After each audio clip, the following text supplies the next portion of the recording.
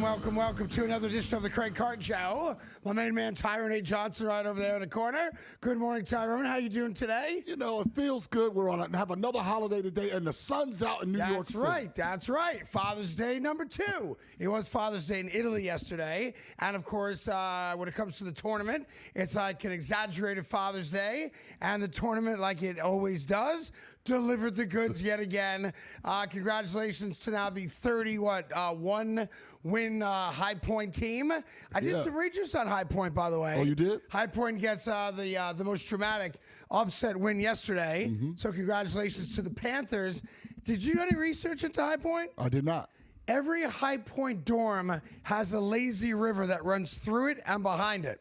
Okay, number one. What? Number two, when you land at the airport there, whatever, in Carolina, to go to High Point, if you're wearing a High Point shirt, they provide free Uber service to and from.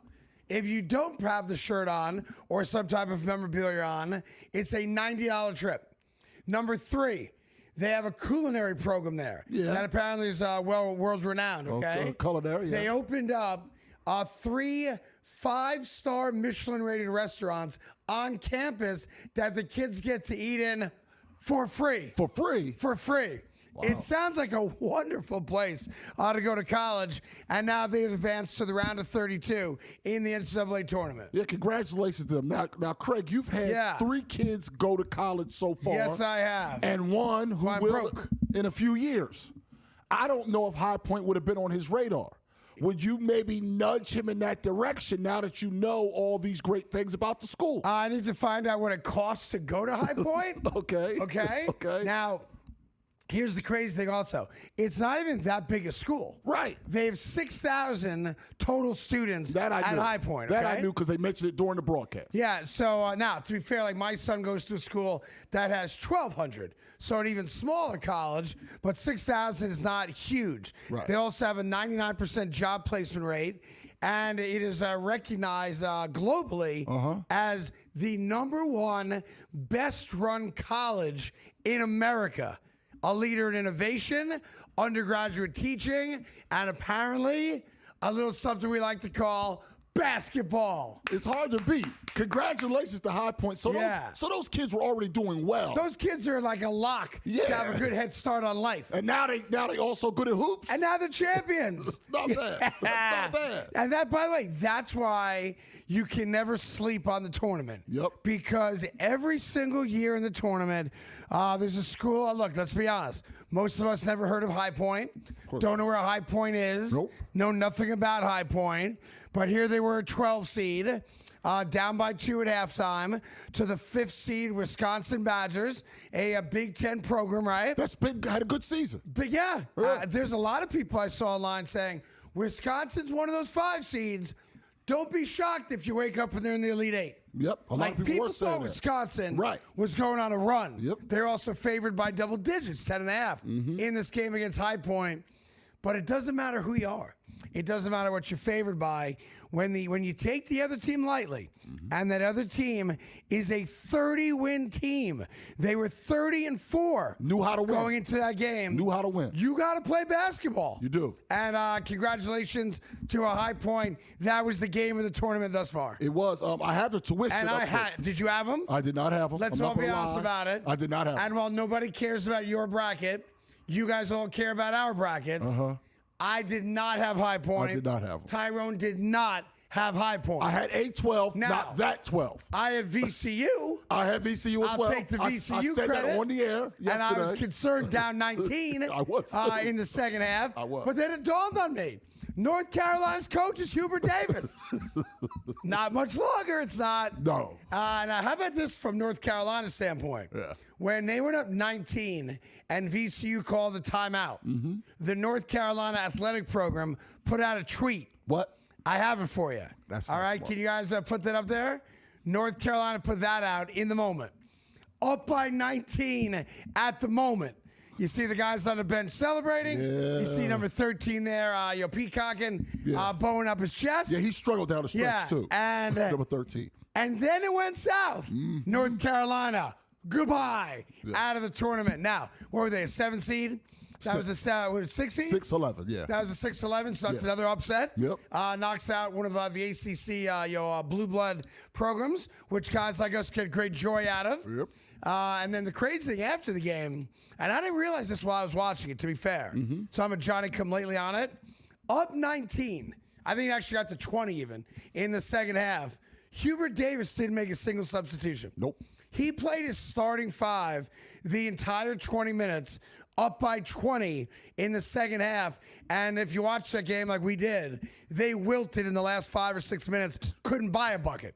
Dead tired, no legs. Then it goes to, that was the one that went to overtime. Yeah, went to overtime, yeah. Then for the first 3 minutes. And Carolina stole an inbounds pass with 7 seconds left in regulation. Right. And got a shot off. A decent shot, too. To win at the end of regulation. Just missed. Yeah. Far part of the rim. Yeah. And you could see they had no legs There was left. a wrap in OT, I agree. They had no legs. First 3 minutes, nobody scored. They had no chance. Yeah.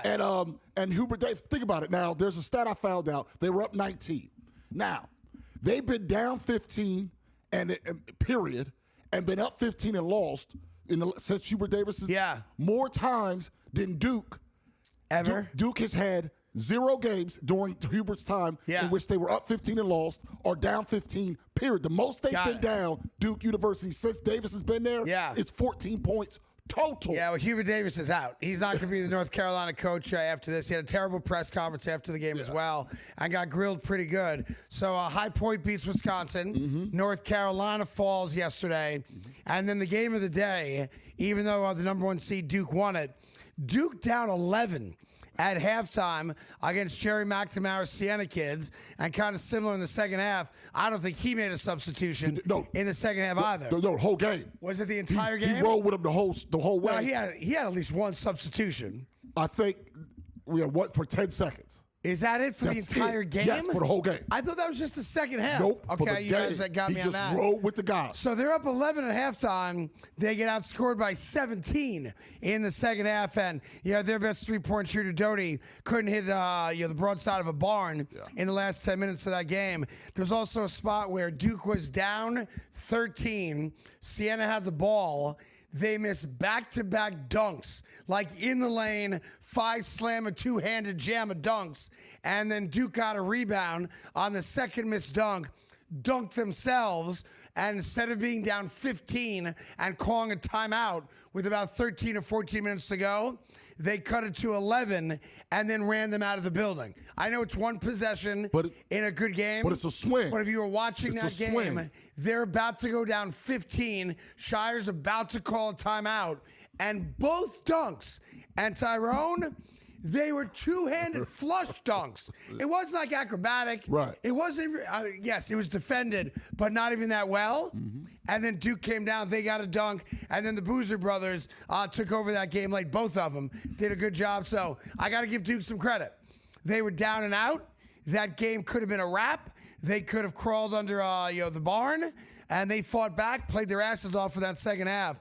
And even John Shire, the coach, admitted after the game that he got out-coached. He did. By what I hope is Syracuse's next head coach, Jerry McNamara. So great job by the Siena kids. Almost pulled off what would have been the single greatest first-round upset in the history of the tournament. Because it's only been twice, I think. Right. When a number 1 seed lost to a 16. Virginia and Purdue. UMBC, whatever it was, against Virginia. And Purdue. Yeah. But Duke's the number 1 overall seed. Yeah. And they're the odds-on favorite to win the entire thing.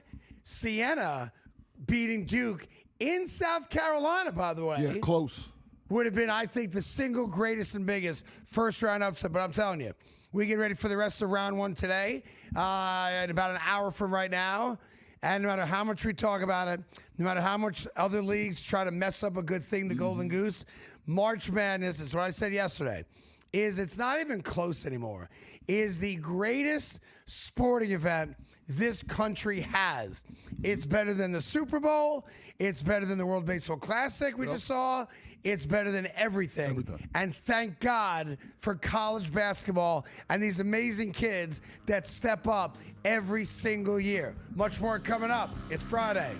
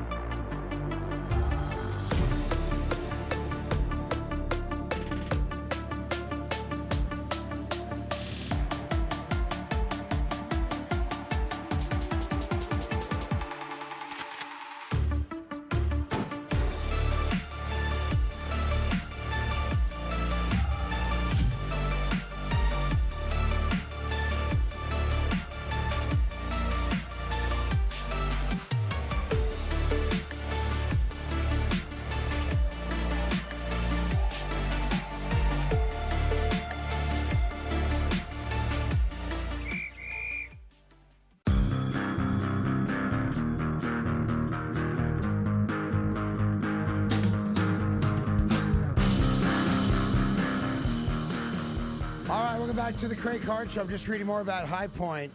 I don't think High Point has a single kid on their roster that gets a nickel of NIL money. Now, the stadium there, which seats 5,000 people, has the state's second largest scoreboard. Only the Charlotte Motor Speedway has a bigger scoreboard. Oh, wow. And as Ethan downstairs used to work for NASCAR knows, the Charlotte Motor Speedway seats 95,000 people. Yeah, so that's almost too big. So think about that comparison. Right. Second largest scoreboard, and they did invest money in what they call the Quabine Center. I might be pronouncing that wrong. Yeah. Which opened on campus back in 2021. It's their arena. That costs $170 million.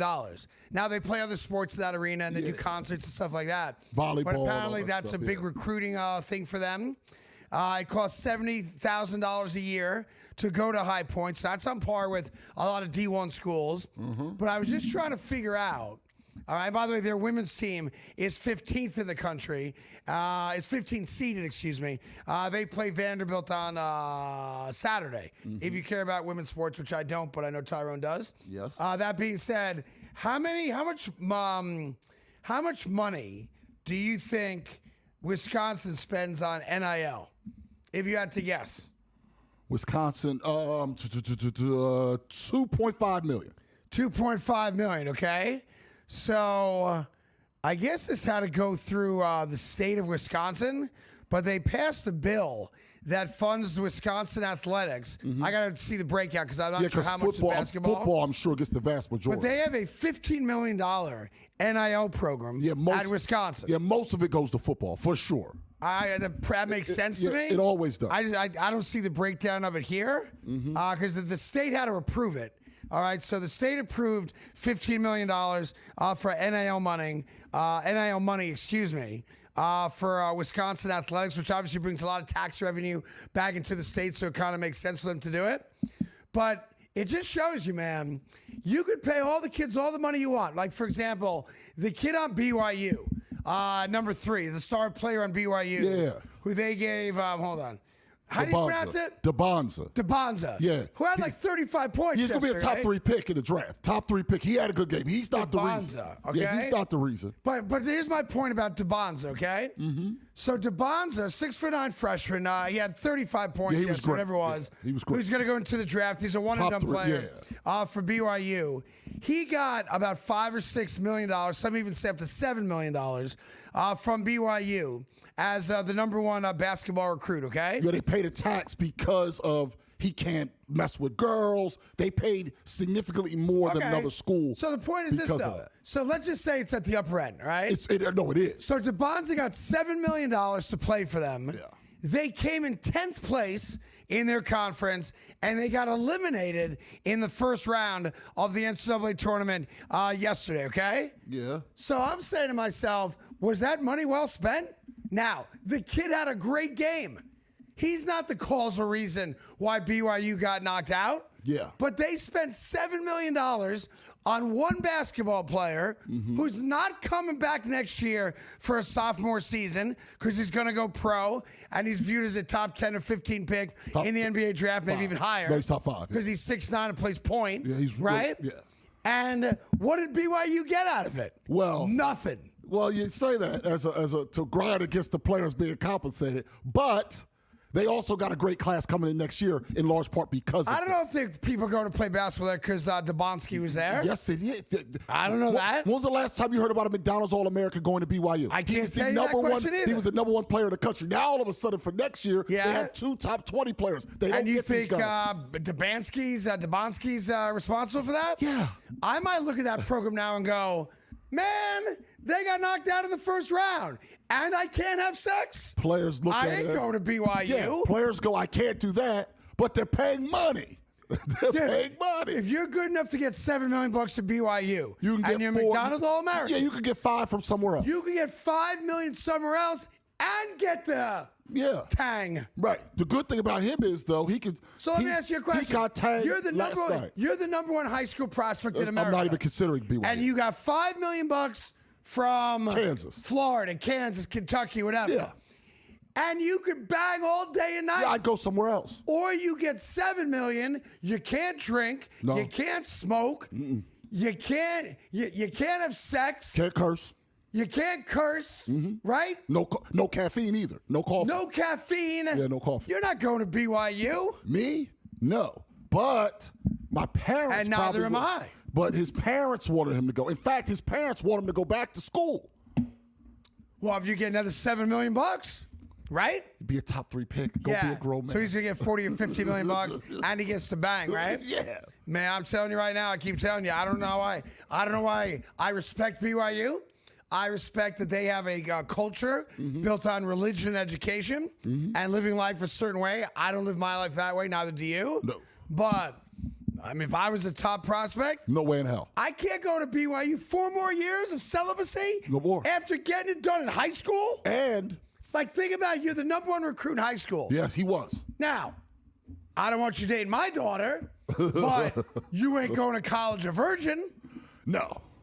No way. And now I got to get re-virginated? You do. I say no thank you. By rule. I'll take $5 million and I'll go play basketball at LSU. Well, call it a day. Now, it's funny you say that. They also go to High got Point, eat some steak every night, and get some North Carolina tang. Now, let me ask you about this next level of this real fast. Their best. Man, I used to love tang, too. They got a 5-star quarterback to commit. Guy? I was a tang. Man, I could drink love some tang. Love tang. I used to put some vodka in that tang. See? I'd put tang around the rim of the glass. Yep. I used to call it the astronaut. Oh, the astronaut. Yeah. I did. Real fast. BYU got a 5-star quarterback to sign as well. Yeah. But he's having sex. Before he plays, he this upcoming year he would be a freshman. Yeah. He has to do a 2-year Mormon mission before he suits up. Oh. And then he can't. So for him, it's 6 years.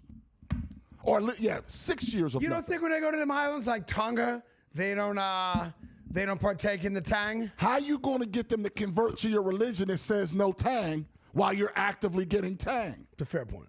It's a solid point. Because that's why he's there. That's why he's there. I have no proper or appropriate response to that. That's what he's doing over there. He's there for 2 years, and then he'll be their starting quarterback. No, I have no response to that. That makes any sense at all. I can't answer that question. I don't quite understand it. I'm a heathen. I do hope I go to heaven if there is such a place. I'm trying my hardest to get there, but I cannot answer that question. I plead the fifth, Your Honor. That being said, coming up, something you never thought you'd hear on this particular show. Positive comments about number 23. What? Not the real 23, the fake 23, but that's coming up next. Crazy, I know.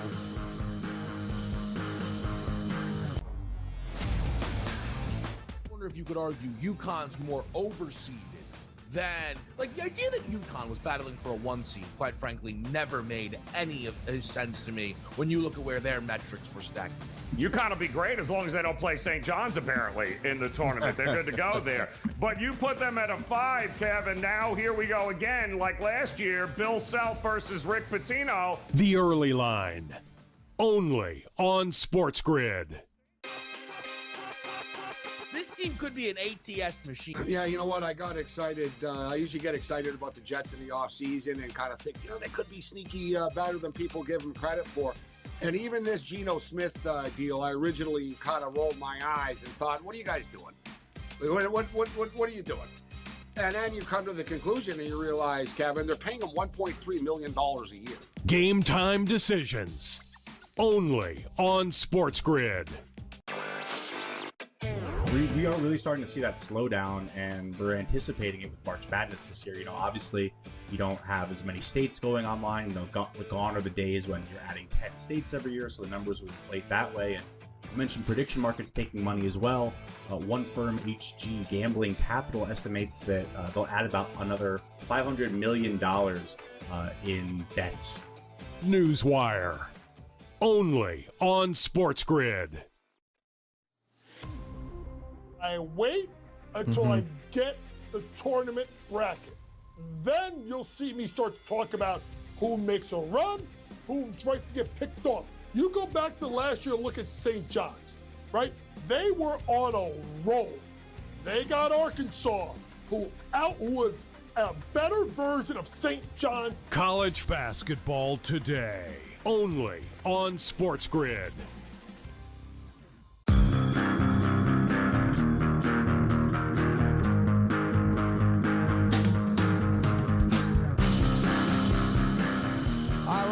Craig Carton Show. Tyron Johnson here as well. ABC has canceled The Bachelorette after their lead beat the crap out of her boyfriend on camera. Well, the video came out. It happened apparently like 2 years ago, but the video just came out. Yeah, she beat the hell out of that kid. She wasn't playing. Throwing furniture and stuff? Yeah. When you cheat on her or something? Apparently, allegedly. Yeah, I don't know. But apparently, her origin story, everybody was cheating. She looks crazy, by the way. Yeah, but I got to be honest. You know, some girls have that, the runaway bride eyes. Yeah. She's an attractive woman, obviously, with a fantastic figure. But she's got the crazy look. You can tell sometimes, look at somebody's eyes, that person's crazy. Yeah, she yeah. has This dude found out the hard way. Yeah, I found her after that video, though. Yeah. More attractive, not less. I'm sure you did. Yeah, more. You like him crazy. You always have. No. Yeah, you like a little crazy in your life. No. Yeah. Not normally, but I make an exception. Yeah, because she's throwing furniture at dude. You're like, I wish someone would throw furniture at me. No, but I feel And I like saw your beautiful wife here earlier this morning. she was here earlier. She ever throw furniture at you? No. She ever kick you? No. She ever backhand slap you in the grill? No. No, she might, though, after today. Hear you talking about how you like the Bachelorette. I'm going to tell her. Tell her. I'm going to tell her. So Tyron wants you to throw a chair at him. He finds that sexy. I'd rather not. Anyhow, I'm going to do something I never thought I would do. And that those of you that watch the show regularly, and there's a lot of you that do, now there are over 300 million views on social media and coming close to 100,000 unique viewers on our fast channels like our Roku partners and Samsung partners and all through our SportsGrid, who we love and appreciate. And, of course, Red Seed Ventures. It's a crazy, wild, runaway success that very few people are talking about. But everybody's watching, and we appreciate that very much. Your guy. Yeah. How do I say this in the kindest manner as possible? Well, you could Your guy, just be honest. LeBron James, had a triple-double last night. He did. Was not the best player on the court. No. Luka had 60 last night. He carried the Lakers offensively. But your guy, it's hard for me to say. It's like I'm in therapy again, and I don't want to start crying. But I've been there, and these are the moments where you kind of have a breakthrough, and life just gets better, and you feel like a weight off your shoulders when you can come clean to fellow people in recovery. I'm in LeBron James recovery right now, I suppose. Dare I say that, well, okay, I'll just say it. And this is for you, Jamie Foxx, because I know you react to every video I put out there when I comment on LeBron James. LeBron James is he's playing good basketball. He is. Yeah. Yeah. He is. The Lakers have now won 8 consecutive games. They're the 3rd seed. Now, it's close. Couple games clear now, though. Yeah, it's close. So, like, if they go on a losing streak, they could still drop down to 4 or 5, even 6. Yeah, but the play-in's out of the picture now. Yeah, I think they're a lock to be top 6 now. Yeah, it looked like they were going to be a play-in And LeBron James apparently has accepted his role as the 3rd best offensive option. Yes. He's playing within the game plan. Obviously, a couple nights ago, the dunks were out of control. Yeah. I'm not going to reward a guy dunking a basketball, when you're 6'7". But athletically, he's still great.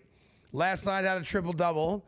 And the Lakers, a team that I thought was an easy first-round out, if they even got to the first round, based on being typically a play-in team, are suddenly a problem for some people. Now, they've got no depth.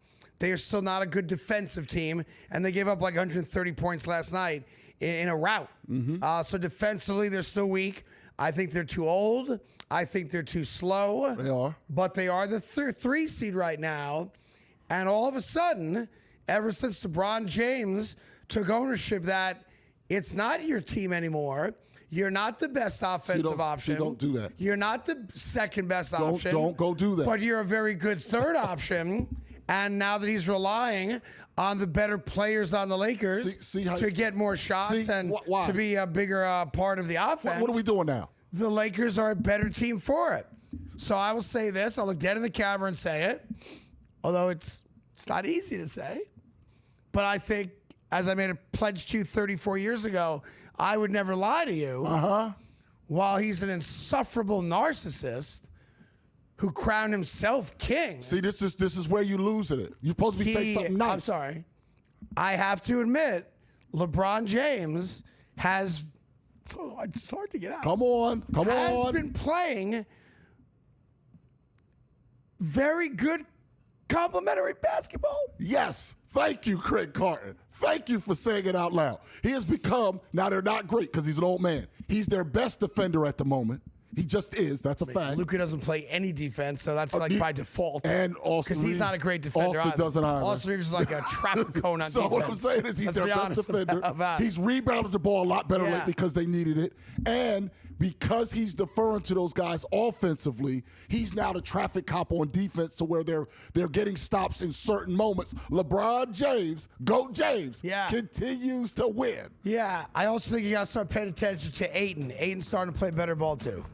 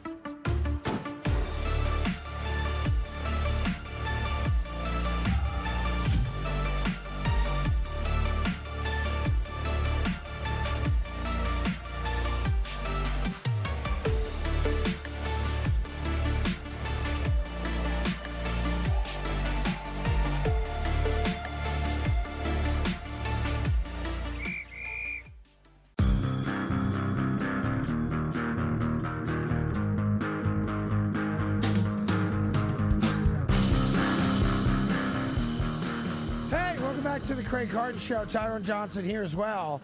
I know baseball starts next Wednesday, and with the tournament in full effect right now, and the NBA gearing up towards the playoffs, you would be a little surprised if I gave you a baseball story, but it's a fun one and a very interesting one. So those of you that follow baseball know, if you don't know, baseball is bringing in a new technology this year called ABS. And it's basically a computer figuring out, is a pitch a ball or a strike? Yeah. And that's all it is, automatic balls and strikes, right? And the way it's going to work is if you feel like a pitch was a ball, that was called a strike, or vice versa, the pitcher, the catcher, or the batter can tap their helmet or their hat, and it's an automatic review. Mm-hmm. You get 2 challenges a game. If you're right on the challenges, you keep them. If you're wrong, you go 0 for 2. No more challenges. Fair. It's not just the basis of how the ABS system works. And the other byproduct of this system is that if you have gotten used to watching baseball on TV and you see the strike zone box on camera, no more.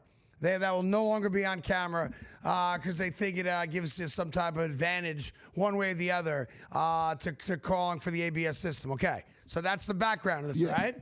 So then the question is, the strike zone is not the same for every player based on what your height is. Right. Now, it's supposed to be like knees to nipples. That's what they say. That's essentially our strike zone, right, in Major League Baseball. So, like, I'm 6'1", all right, so my strike zone is going to be different than Aaron Judge's, Yes. Aaron Judge is 6'6". And Aaron Judge's strike zone is obviously going to be different than Jose Altuve's. Right, who's like 3'9". Yeah, he's like Eddie Goodell. They say 5'7", I think, or 5'8", and he's 5'5" if he's lucky. Yeah, and look up Eddie Goodell. He was a dwarf that Bill Veeck once put up in a game for the St. Louis Browns, and he walked on 4 pitches. Yeah, too little. No strike zone. No exaggeration. Yeah. He was 3'7". Yeah, there's no strike zone. Yeah, all right. So he got walked. Shocker. All right. If you hit a home run, that would have been a story.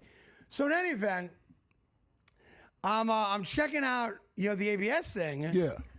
And I'm trying to figure out, all right, are we gonna measure all these guys? Like, how do we figure out in the computer what the appropriate strike zone is?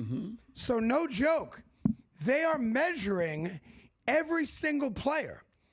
And they've asked the teams to measure every single player.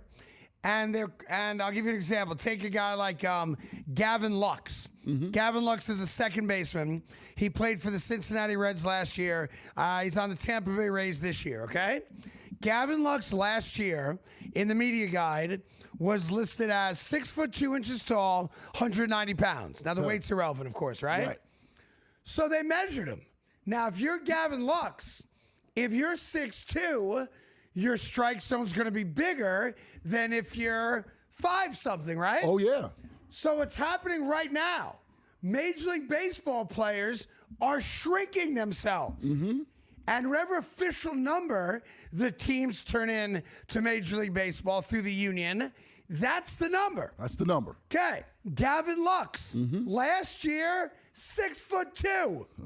This year, 5'11". Smaller strike zone. Smart. Yeah. But you got to take the hit to the ego. Yes, you're not 6'2", buddy. You're under 6 feet. Right, and women judge that. I've 100%. heard women judge that. So now what they're doing is, because every baseball player has somehow shrunk this year, there's a super strict process now. Because baseball's not stupid. They're like, Jose Altuve, I know you're small, but you're not 2 feet tall. You're going to list yourself at 4'2". You're not 4'2". Right. So here's the rule now. No shoes allowed. That's fair. All right, now to be fair, when I get my annual checkup, and the doc or the doc assistant's like, get up on the scale, I do what everybody does.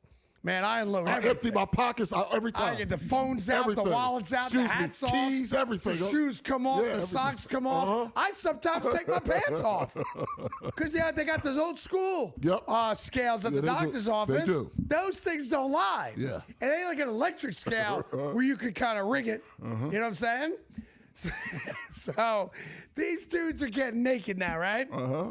But they added something to it that I was confused about that maybe you or the guys downstairs can help me with, okay? And I'm quoting. It's a direct quote. No shoes, no hats. Knees have to be exposed. Back up against the wall. They're afraid of guys bending their legs a little bit to be shorter. Right. And this is a direct quote. To account for potential shrinkage throughout the day, Major League Baseball is requiring all teams to take measurements of its players between 10 a.m. and noon local time on their appointed day. Wow. Now, can someone explain to me how shrinkage has an impact on your height? Unless it hits the ground and it's like you're changing a tire and your penis is now acting like a hydraulic jack. And it's early in the morning, so you got like morning wood, and all of a sudden, you're 6 inches taller. Now, what kind of shrinkage are we talking about? So not that kind.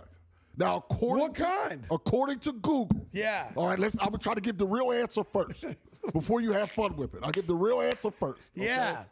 It is normal for anybody, regardless of your height, to lose 1 to 2 centimeters. You're 1 to 2 centimeters taller in the morning than in the evening. Okay. Because they say it's with your spine or when you're laying down and stuff. So it's like some kind of compression thing. And fluid, apparently, I guess, with hydration when you're laying down versus when you first stand up. This is what Google says. They're measuring these guys literally to the centimeter now here's for the strike zone. Right, but it can vary. 1 to 2 centimeters is the norm. Some people can lose a full inch. Is that during right? Yes. Listen. During the day. I lose an inch and I gain an inch every month. Not that kind. Yeah. Not that kind. Like when I manscape, I gain an inch. Not that inch. When I let the jungle grow wild, I lose an inch. Where did it go? Yeah. Oh, okay, Well, my bad. It's there. You should be letting it go wild. Now, yeah, but so that's the real answer. So they were afraid of players waiting till right before bedtime or staying up extra long. Yeah. You could have a player literally be an inch shorter than at the time of the game. Look, I know they're taking official measurements and the team has to do it. But then here's the other thing. If I'm the star player on a team, and it's my team doctor or trainer that's doing the measurement and sending those numbers to both the union, and to the league for the ABS thing, you know full well I can rig that chart. Could I not? You could. I just say to the trainer, yo, here's some money for you and your wife to have a nice dinner tonight.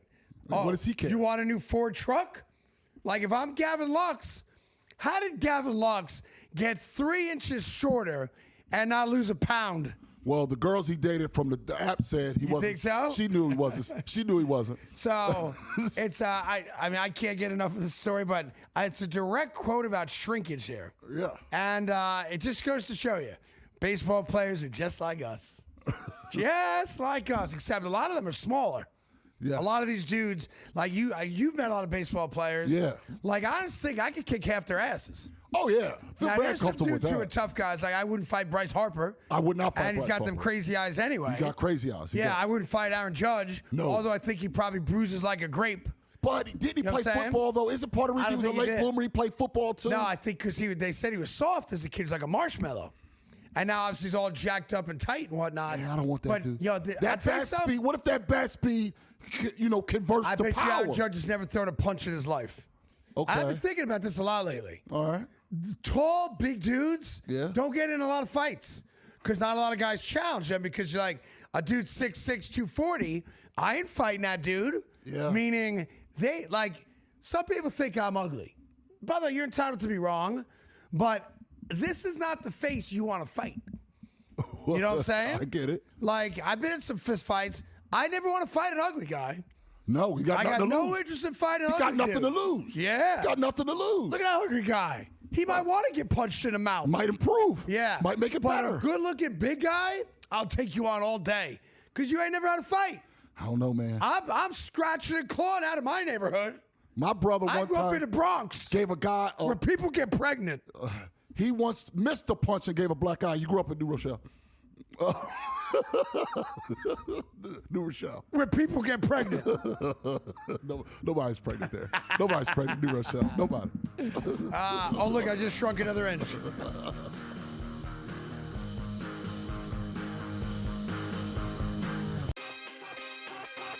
What about the expansion stuff? Yeah, but doesn't it make a lot of sense, Kevin? So but it's 28-29. He's already talked about, I'm playing in the Olympics in 2028. Retirement isn't on KD's mind right now. Play in the Olympics in 2028, and then the 2029 season, play where it all started, baby. Seattle. Game time decisions. Only on SportsGrid. They're going to want to lean on Kenneth Walker, especially early in the season, because Patrick Mahomes is coming off that torn ACL.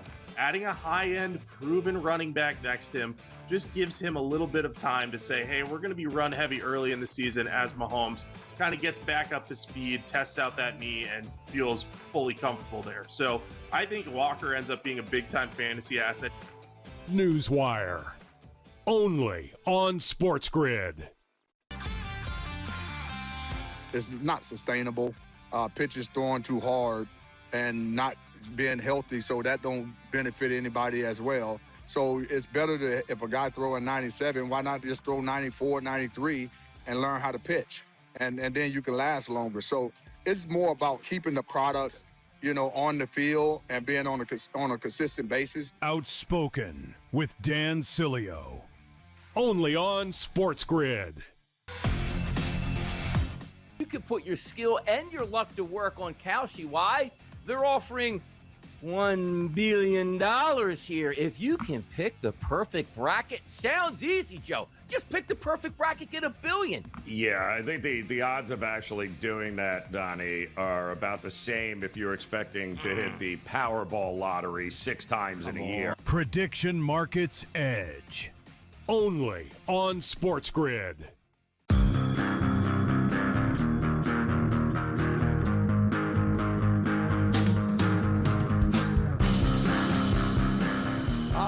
Back to the Craig Carton Show. There's a report out of North Carolina right now that the happiest man on campus is actually Bill Belichick. That's right. That's right. Nobody's talking about him now because the team. They're saying he's the best coach North Carolina's got right now. Hubert Davis with a first-round embarrassment last night, blowing a 20-point second-half lead and losing, getting eliminated in the first round. So they're out. A couple other things I want to get to. Yesterday I took a lot of heat for suggesting that the Philadelphia Eagles, after signing Andy Dalton and not trading Tanner McKee, might be sending a message out to people about Jalen Hurts. Now, I'm the biggest Jalen Hurts guy there is on the planet. Tyrone knows that. I like Jalen Hurts more than any Eagle fan alive today because you guys are the most uneducated dolts when it comes to football knowledge I've ever met, next to maybe Kansas City. Outside of Jets fans. That being said, I love you guys. I'll be in Philadelphia this weekend if you want to swing by the crib and say what's up. Yeah, be careful. I'm going to be on the Villanova campus on Saturday. That's not Philadelphia. You're going to be on the main line. Streets of Villanova. You'll be in the main line. It's tough in Villanova, baby. It's the main line. Yeah. Get out of here. My son's going to Villanova grad school. Well, congratulations I got to go find that kid a place to live. Yeah, but you're not going to be in Philly. You can go around the whole city. Here's what we're doing. We're going to North Philly. We're going to Temple. What you going to? And we're going to the main line. Well, North Philly and Temple. Tough parts of Philadelphia, Tyrone. Not the main line. We might even go to Center City. Oh, Center City. And then we might find. I know it's tough living, but we may look at Rittenhouse Square. Rittenhouse. Tough living. Tough out there, Rittenhouse. I can't live in there. That's for bougie white people, not me. Not a man of the people. Listen, no. Can I get a place at Rittenhouse? I can't get a place in Rittenhouse. I ain't getting you a place. And you got 9 houses already anyway. Can't none of them in Rittenhouse. Yeah, all my famous wealthy friends are like, does Tyrone really have 9 Airbnbs? I said, no. He just bought his 10th. 10th? Yeah, right. I love it. That's America right there. I have one, but I want to have more. Guy never made more than $1.3 million in his lifetime in a single year. Way less than that. And he's got 10 homes. I love it. Shout out to a lot of the relatives that are no longer here. Shout out to Fannie and Freddie Mac. And Bernie Mac, too. And Mr. and Mrs. Ward, the Ward Family Trust. That's nice. Helped a great deal. Whatever it takes, right? Yeah. That's not why I brought up the Eagles, though. I brought up the Eagles because there are multiple places. It's unconfirmed, obviously, but there's enough smoke where I think there's probably fire here, where it seems like A.J. Brown is being traded as a post-June 1st designation to the New England Patriots. Now, none of those reports stated what the return is from New England. I know you were telling me off air that word in Philadelphia is that Howie Roseman would only trade A.J. Brown for A, multiple picks, and B, there's got to be a first-round pick in there. Yeah, because look at the Waddle trade just now. Yeah. He's not taking less than that. A.J. Brown is slightly a year older, but a better player than Waddle. Agree 100%. So he's not going to take less return. No. The fact that they got a first and a third and a fourth swap. Yeah. So to keep that aside, first and a third for Waddle. And everyone agrees A.J. Brown's a better wide receiver. I think that's the market. That's what it's going to be. So if you want to give me a first and a high third, a low second, whatever it is, I think that's the market. But there are like 3 or 4 different outlets saying that apparently, and again, non-confirmed yet, and the Eagles haven't commented, neither have the Patriots. But as an Eagle fan, do you support that? He's your best wide receiver. He is. We know about the sideline nonsense, but and I love Devontae Smith, but A.J. Brown's your best wide receiver. Would you support? What would be a major overhaul there? I know Dotson was a third receiver and they only had a handful of catches. Yeah. This would be a big deal if Philly says goodbye to A.J. Brown. It is. At the same time, I don't love it, but the thing is, right now the Eagles have the most expensive offense in the NFL, but they have some bills due coming on the defensive side of the ball because of the cap. Quinyon Mitchell, Cooper DeJean, and Carter all are set to get paid. Okay. So the defense is going to start getting more and more expensive. You can't spend everywhere. Shedding that salary with a post-June 1st designation so that it hits $20 million versus $40 million that they cannot afford might be necessary to get everybody signed on the defensive side of the ball that you want to keep. So I don't love it, but they may have to do it to hold on to the keepers on the other side of the ball. It seems like they're trying to overhaul things without breaking it down. Right. And what I mean by that is, look, Lane Johnson said he is coming back, right? Yep. So that's a big deal, obviously, for the protection and for the running game, because their running game is a lot different when that dude plays. And their offense, look, when that guy's in, their offense goes whoop. When that guy comes out, it was that kind of thing. It's really, you can draw a graph of how the offense is and the running game when Lane Johnson's in versus when he's out. I mean, just a special right tackle, maybe the best right tackle of his generation, and a first ballot Hall of Famer. What's interesting, though, is you said goodbye to a couple important pieces from your Super Bowl championship team. They did. You had, what's his name, the white safety who... Reed Blankenship, he's in Houston. I saw his comments yesterday in Houston. Said he didn't feel appreciated. About how I was never appreciated in Philadelphia as a player, and this is his words, not mine, or as a person. Yeah, to me, that's like I think that's a color thing, is what he's alluding to there. That white safeties don't exist in the NFL. That was very popular in Philadelphia. Yeah, the white guys, right? Exciting whites thing. Yeah. Which I was uncomfortable saying until he told me it was okay. Yeah, him and what's his name? Cooper DeGene. And Cooper DeGene. Who ain't going anywhere. They literally told me it was okay. Yeah. I was uncomfortable saying it. But that's what he's saying without saying it. Yeah. He's like, I've only been here for a day, and I already feel more appreciated as a player and as a person, which tells you, and I'm shocked by this, because Philadelphia, as much as I bust its balls, is absolutely a racist town. It is. I mean, it is. I want to defend it. I want to defend it. You know I'm right. I can't. Yeah. I can't. Like, there's still people like, black quarterback? Nah. The guy won a Super Bowl. Look. They'll put Tanner McKee in, He'll never reach. I have people tell me, Hurts, he'll never be Nick Foles. Right. No, Nick Foles, he won the first one. That one matters more. Right. And then you got the opposite, like, white safety? Nah, right? But white people are like, we got a white safety. So I'm not sure what he's talking about. I thought he and Cooper DeGene were celebrated they were everywhere. in Philadelphia. Please. And he got more women he didn't deserve than anybody in that city from Philly's that. a racist town. But I think he's talking to Howie Roseman.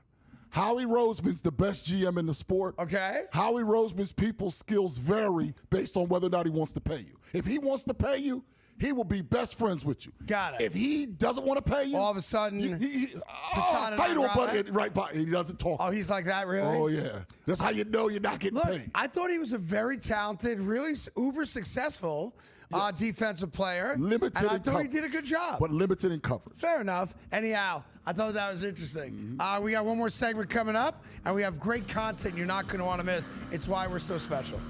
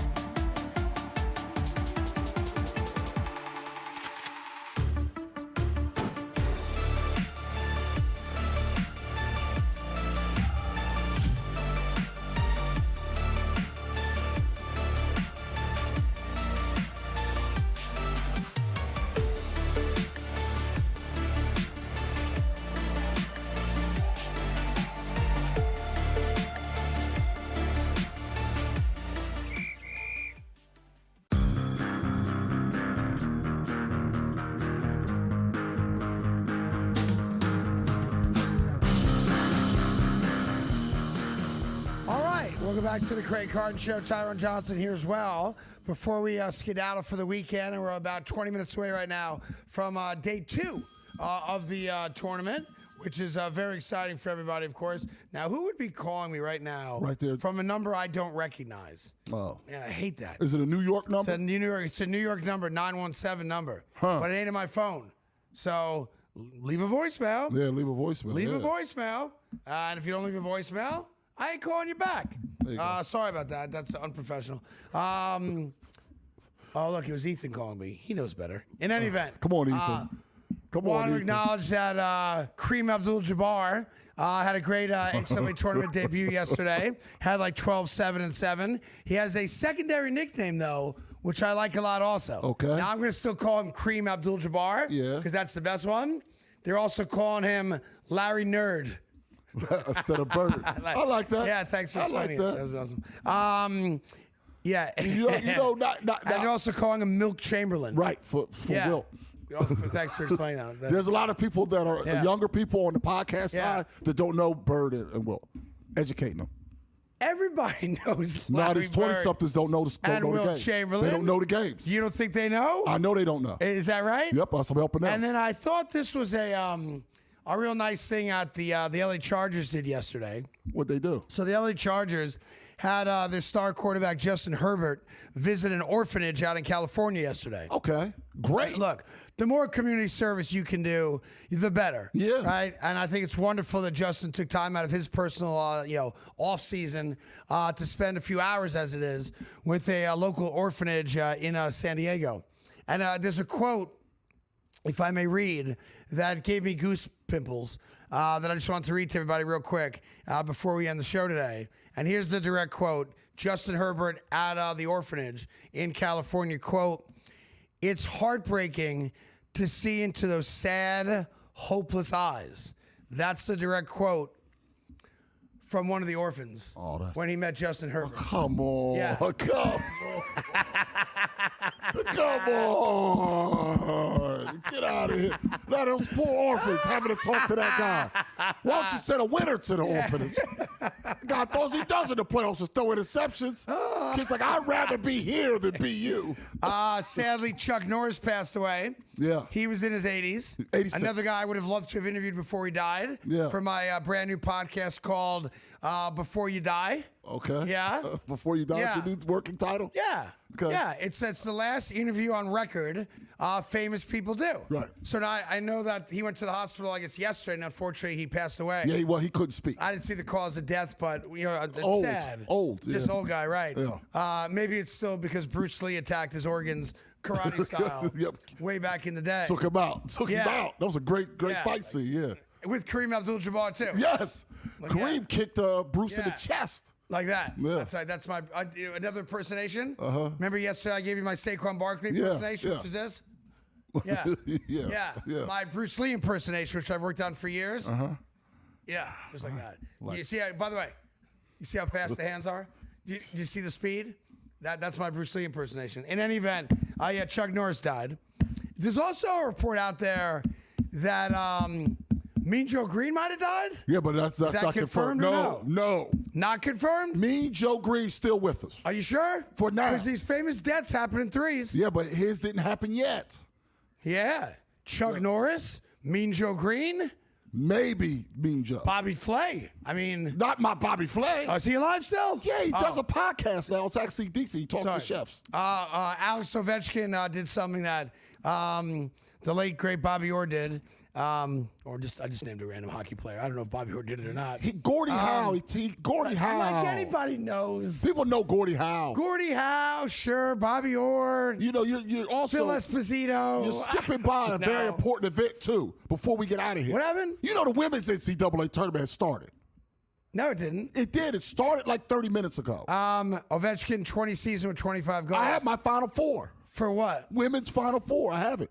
Could you tell somebody that cares? Yes, the crowd. UConn. Oh, yeah, big, way to go on a limb there. They're 34 and 0. I'm sure we have a graphic. UConn. They've never lost a game. Hold on. South Carolina. Yeah, chalk, LSU. chalk, Texas. chalkity chalk. Then I have UConn Shocker. facing Texas. Yeah. And the champion, Texas. out of the SEC. So there's your big beating upset. UConn. Yes. Shout out to Madison Booker, Who's that? the leading scorer on Texas. Congratulations to Madison Booker. Yeah, AZ I hope Bud's she going has to a do her wonderful thing. tournament. She is going to. So there I'm you a go for Dawn the people. Staley guy. Dawn Staley, I got her in the Final Four. who interviewed for the New York Knicks job. I think she would have did a good before job. Mike Brown got the job, Yep. as I reported exclusively on Fox a year ago. I hope that they win. Although I used to be in business with Gino Auriemma, I'm rooting against Gino Auriemma and everything that UConn stands for. There you go. That being said, I'm so glad you support women's basketball. I do. I hope you ladies appreciate it. Have a great weekend. Happy Father's Day to all you Italians. And we'll see you Monday morning right here on The Carton Show.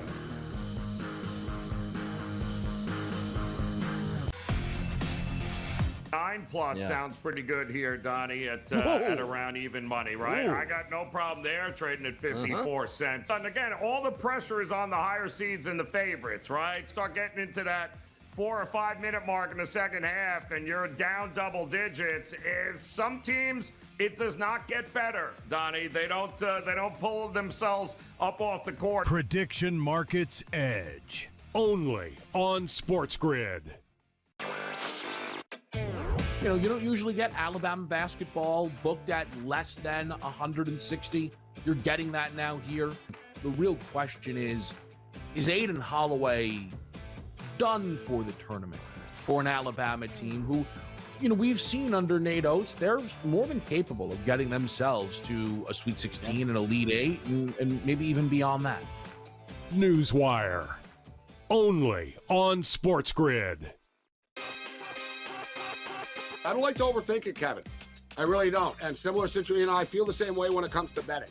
I find like that Sunday night, so, you know, you're watching the NFL games, and all of us do it. Like, all right, let's look to next week now. You know what I mean? That Sunday, like, you know, the dust is settled on the game. They just end, so I'm like, let's look at next week.